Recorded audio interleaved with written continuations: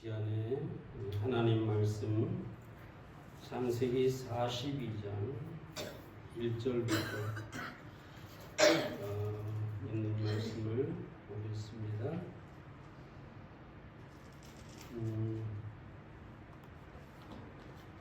1절부터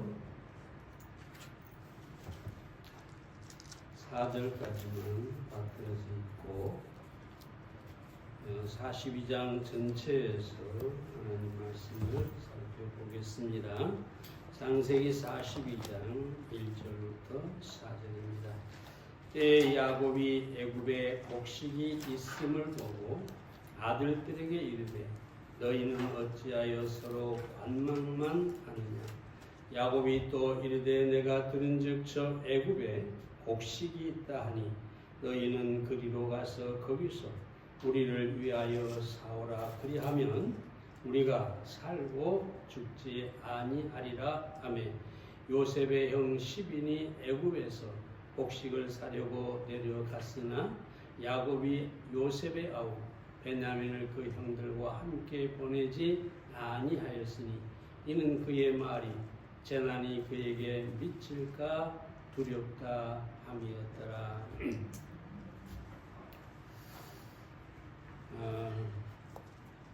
드디어 요셉이 애굽의 총리가 되었습니다. 장장 13년 동안 노예로 살다가 감옥에 갇혀서 죄수로 또 살게 되었지요. 그런데 하나님의 섭리 가운데 결국 요셉은 꿈대로 애굽의 총리가 되었습니다.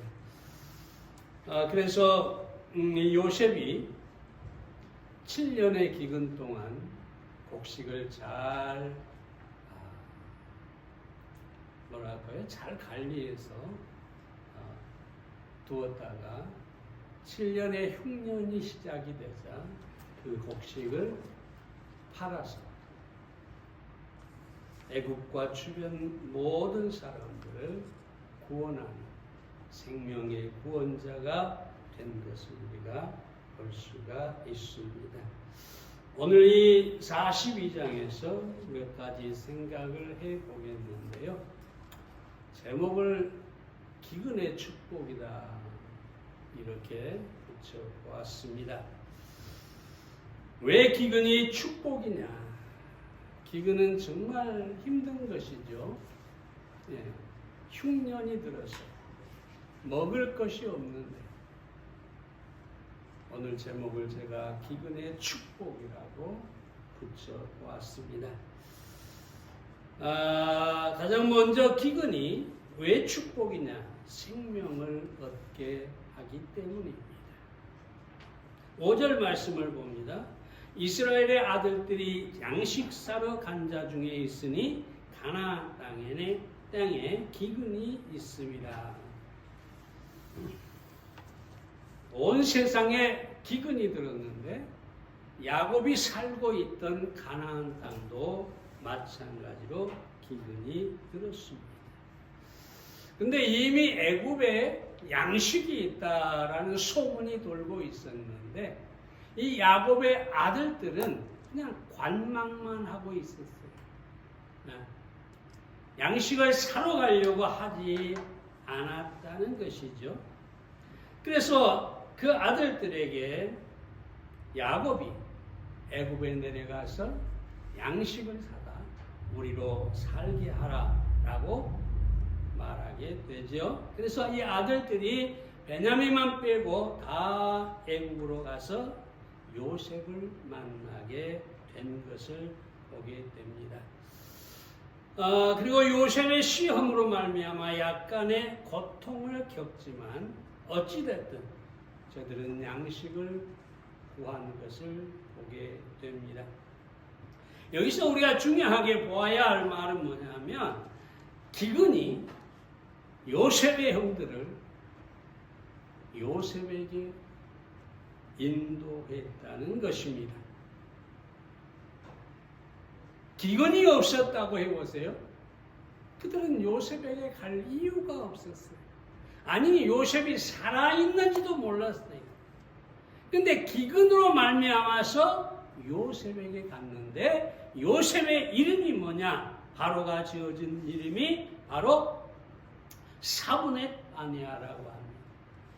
생명의 구원자라는 것이죠. 이 말 다시 풀어 말씀드리면, 기근이 요셉의 형제들을 생명의 구원자인 요셉에게 인도하게 해 주었다는 것입니다. 예수 그리스도는 사브넷 바네아, 생명의 구원자이십니다.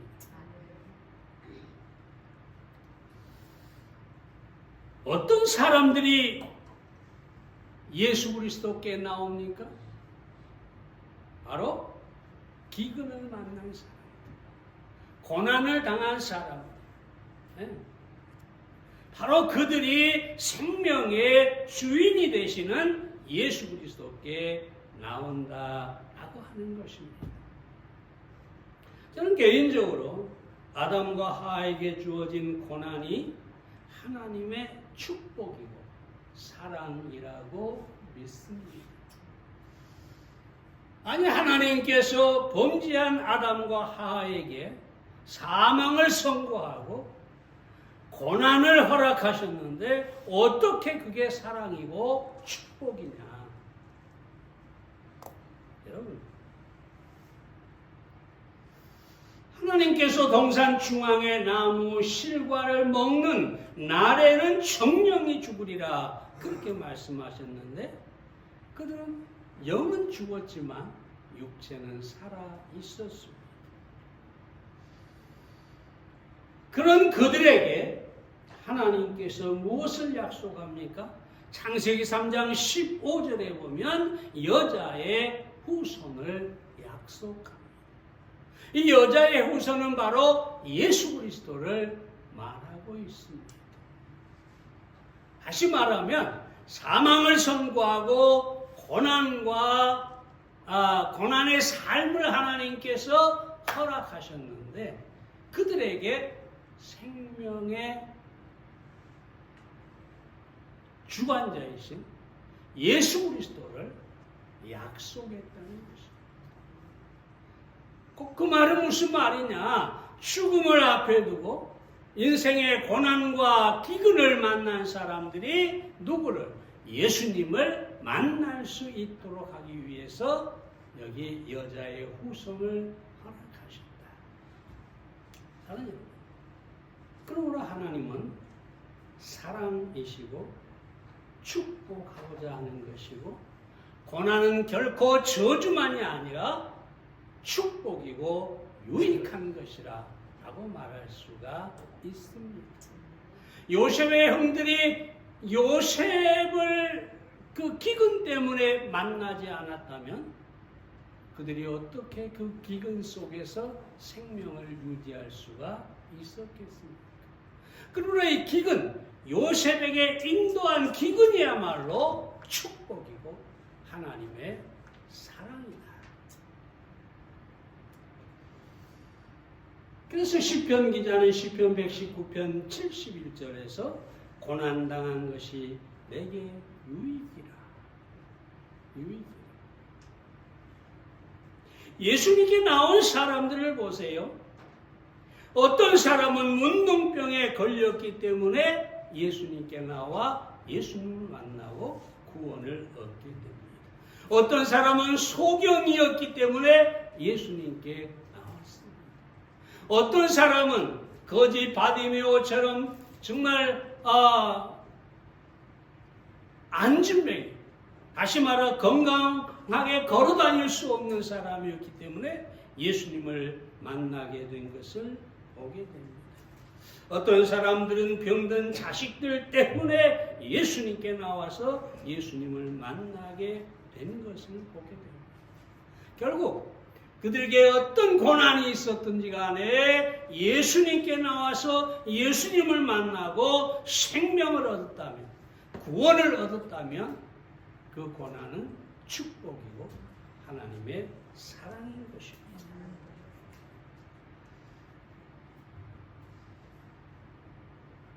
뭐 잘 아는 얘기입니다만 우리 고 박정희 대통령 일화가 있지 않습니까?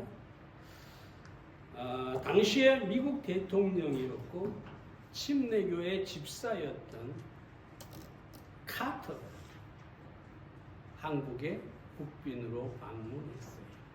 그래서 대통령을 만났는데, 박정희 대통령을 만났는데 정말 이 신앙이 놀라웠던 이 카터는 국빈으로 와가지고 대통령에게 예수 그리스도를 믿으라고 권고하게 됩니다.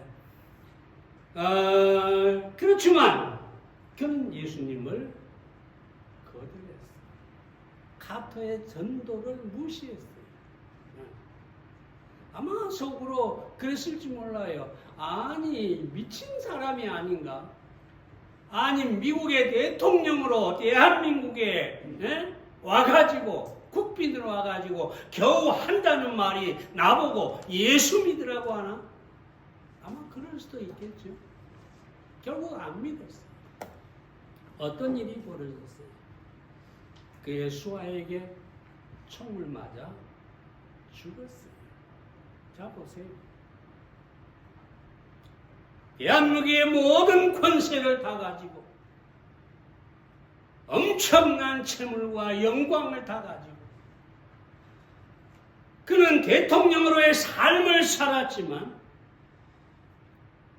예수 그리스도를 그것 때문에 만나지 못했어요. 결국 뭡니까? 그는 지옥으로 떨어질 수밖에 없었다는 거죠. 스피노자가 이런 얘기합니다. 사람들이 이 세상에서 가장 좋아하는 것은 재물과 명예와 그리고 쾌락이다. 하지만 이 세 가지는 사람들이 진실로 참되고 좋은 것을 찾지 못하도록 늘 방해합니다. 진리를 알지 못하게 해요. 결국 사람이 언젠가는 죽어야 한다는 사실을 잊고 살게 만듭니다. 왜요? 현재 가질 것이 많고 현재 누리는 것이 많고 현재가 전부이기 때문입니다. 근데 중요한 사실은 언젠가 아무리 많은 것을 가지고 아무리 많이 누린다고 해도 언젠가 죽음을 만나게 될 수밖에 없죠. 그러나 성경에 나오는 수많은 사람들, 고난당한 자, 기근을 만난 자, 병든 자, 그들은 그것 때문에 예수님을 찾아왔고 예수님을 만났고 구원을 얻게 된 것을 우리가 보게 됩니다. 성경에 그런 예수님 말씀하신 게 있잖아요. 한 부자가 있는데 그 부자의 상에서 떨어지는 부스러기를 주워 먹는 가난한 거지가 있었죠. 나사로. 근데 예수님 뭐라고 합니까? 그 부자는 죽어서 지옥으로 가게 되고 그 불구덩이 속에서 고통을 당하고 있고 나사로는 아브라함의 품에 안겨 있다. 누가 복된 사람입니까? 예수 그리스도를 만난 사람. 비록 자기가 기근을 만나고 고난을 당했다 할지라도 예수님을 만났다면 그는 진정한 복된 사람인 것입니다. 영생을 얻고 구원을 얻고 죄사함을 얻고 그것이 바로 축복인 것이죠. 그러므로 기근이 예수님께 인도하는 축복이었습니다. 두 번째로 기근이 꿈을 이루게 했습니다. 6절 말씀을 봅니다. 요셉의 형들이 와서 그 앞에 땅에 엎드려 절하매. 앞부분을 좀 뺐습니다만 요셉이 애굽의 총리가 되었죠. 어렸을 적 꿈이 뭡니까? 밭에서 이삭 단을 묶고 있는데 자기 이삭 앞에 그 형제들의 이삭단이 다 엎드려서 절하는 꿈을 꾸었죠. 심지어 그 아버지 어머니 해와 달 그리고 별들이 자신을 향해서 절하는 꿈을 꾸었잖아요. 그래서 그 꿈을 자랑했어요. 다시 말하면 나는 이런 사람이 될 거다.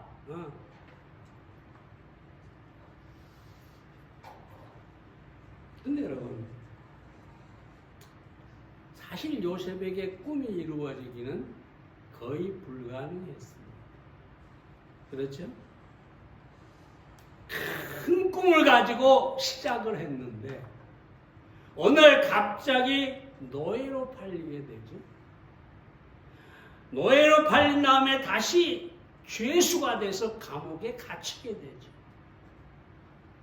요셉의 꿈과 죄수인 요셉은 완전히 극과 극입니다.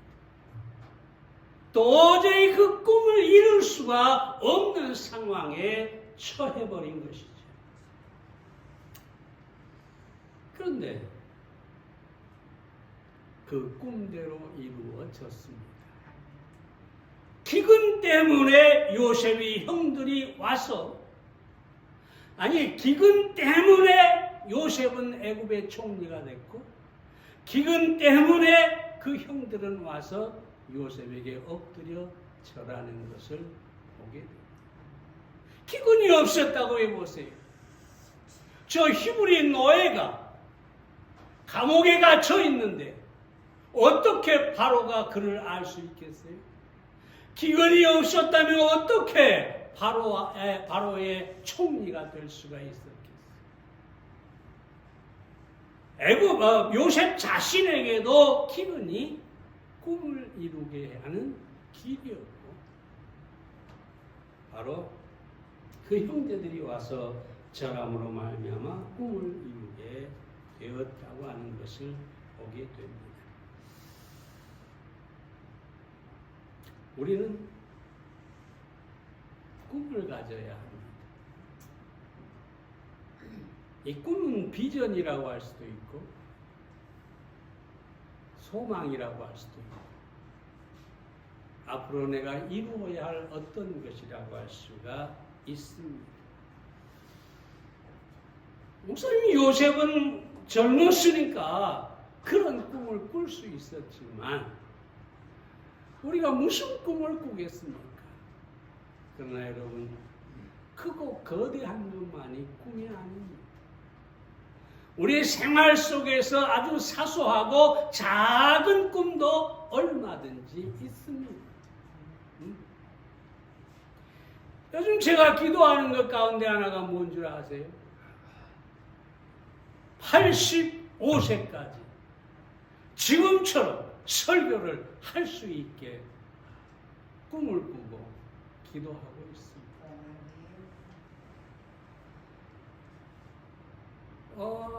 목사님, 그때까지 우리가 어떻게 목사님 설교를 듣습니까? 이제 좀 이럴 분이 계실지 모르겠지만 언제가 제가 한 번은 설명을 드리겠습니다. 왜 그렇게 할 수밖에 없는지. 근데 이런 것도 꿈이에요. 꿈이에요. 여러분의 생애 속에 어떤 꿈을 꾸든지, 그것이 건강의 꿈이든 아니면 어떤 물질의 꿈이든, 여러분이 정말 이런 꿈들을 가질 수가 있어야 하는 것입니다. 종종 꿈을 꾸다 보면 그 꿈이 요셉처럼 엉뚱하게 전혀 불가능하게 되어버릴 때가 있습니다. 그러나 이 한 가지는 분명히 아십시오. 꿈을 꾸어야 합니다. 꿈을 가져야 합니다. 헬렌 켈러가 유명한 말을 했죠. 맹인으로 태어나는 것보다 더 불행한 것이 무엇이냐 이렇게 물으니까 시력은 있으되 비전이 없는 것이다. 헬렌 켈러가 맹인이었잖아요. 그리고 가장 위대한 그런 삶을 산 사람 중에 하나죠. 맹인이 꿈을 이룬 삶을 살았던 거죠. 그래서 그는 그렇게 말한 거죠. 시력은 있으되 꿈이 없는 것, 그것이 가장 불행한 것이다.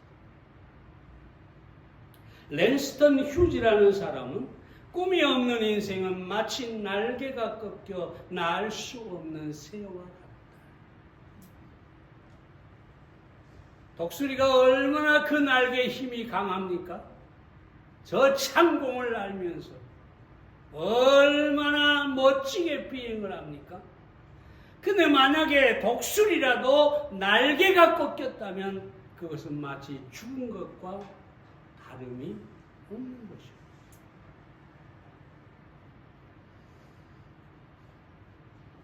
여러분 혹시라도 이제 와서 무슨 꿈이야, 그냥 이렇게 저렇게 좀 건강하게 살다가 그냥 죽으면 되지, 천국 가면 되지, 이런 분이 계실지 모르겠지만 알들해 주십시오.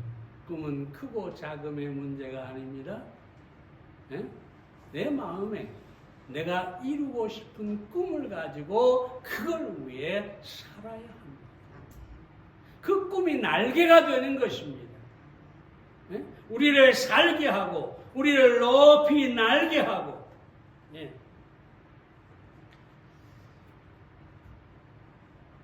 미국의 오늘 대통령 얘기를 자꾸 합니다만, 그 자카르타에서 어떤 학교에서, 초등학교에서 글짓기를 선생님이 시켰어요. 근데 그게 다 나의 꿈, 나는 커서 뭐가 될까, 이런 꿈에 대한 이야기를 쓰라고 했어요. 학생들 가운데는 나는 커서 의사가 되겠다, 나는 선생님이 되겠다, 나는 뭐 여러 가지 이런 꿈을 얘기하는데, 그 중에 한 학생이, 흑인 학생입니다. 나는 커서 대통령이 되고 싶다. 학생들이 다 웃고 선생님까지도 웃었어요. 참 몰라도 너무 모르는구나. 근데 이 친구가 자카르타에서 그 부모님과 함께 미국으로 이민을 하고 있어요. 그럼 생각해 보세요. 저 자카르타에서 태어난 흑인이 이 거대한 미국에 와서 대통령이 될 수가 있는 확률이 얼마나 되겠어요? 거의 불가능하죠. 자기 나라도 아니고 미국이란 거대한 나라에 와서 대통령이 된다. 아마 보통 사람 같으면 내 꿈은 끝났구나, 꿈을 버리자, 그랬을지 몰라요. 근데 그는 열심히 공부해서 하버드대 로스쿨에 입학했고, 나중에 인권 변호사가 되고, 그리고 정치에 뛰어들게 됩니다. 여기까지 얘기하면 여러분이 아시겠죠? 그는 돈도 없어서 집을 담보로 잡히고, 그리고 선거운동을 합니다. 그 사람이 바로 미국의 첫 흑인 대통령. 누굴까요? 네? 바락 오바마.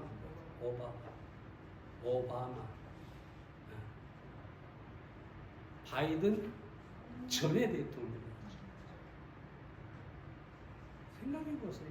때때로 꿈은 우리를 반대로 인도를 하는 경우가 있어요. 자카르타에서 미국에 와가지고 대통령의 꿈이 불가능하게 만들어버리는 거죠. 근데 놀라운 사실은 그가 대통령이 되었다는 것이죠. 아니요. 꿈을 가지세요.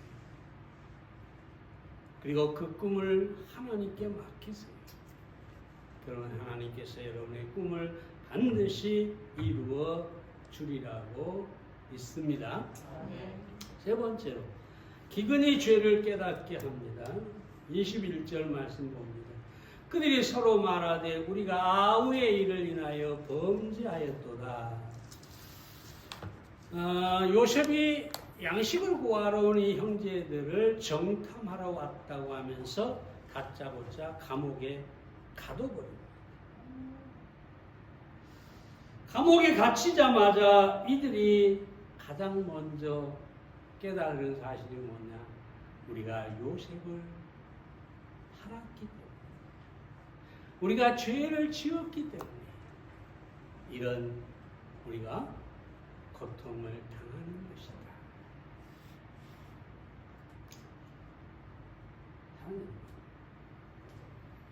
왜 기근이, 왜 고난이 축복이냐?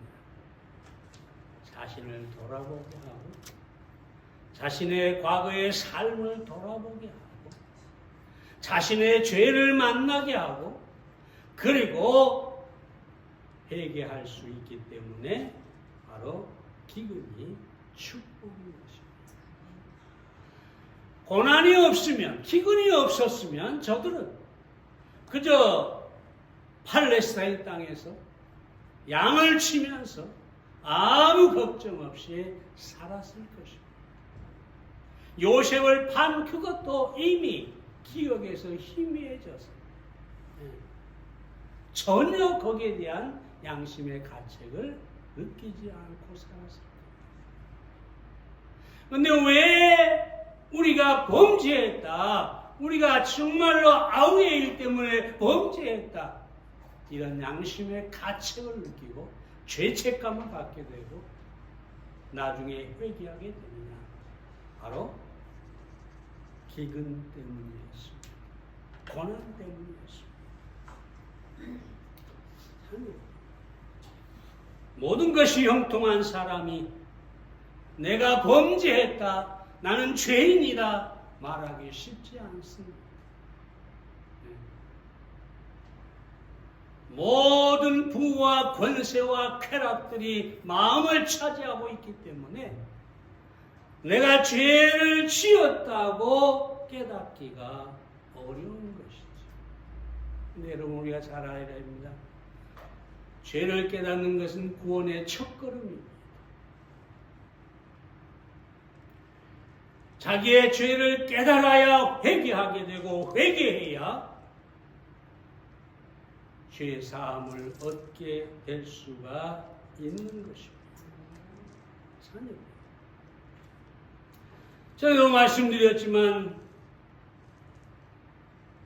칼 힐티가 하나님은 우주보다 더 큰 지우개를 갖고 계십니다. 지우개는 뭐 하는 겁니까? 지우는 겁니다.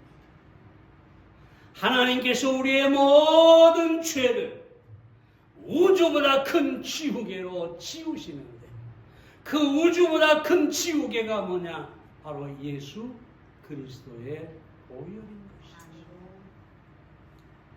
우리가 예수 그리스도를 믿는 순간에 하나님께서 우리의 모든 죄를 지우시고 도말하시고 기억하지 않으시고 우리에게 어떤 죄값도 요구하지 않으신다는 사실입니다.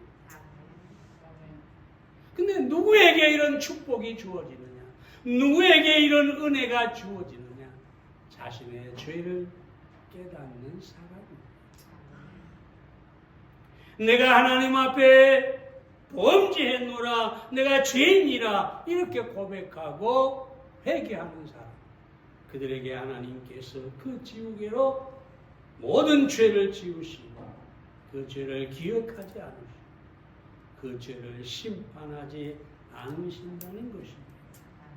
히브리서 10장 17절 18절에 나온 말씀이죠. 우리의 죄를 기억하지도 않고 우리에게 어떤 죄값도 요구하지 않으신다고 합니다.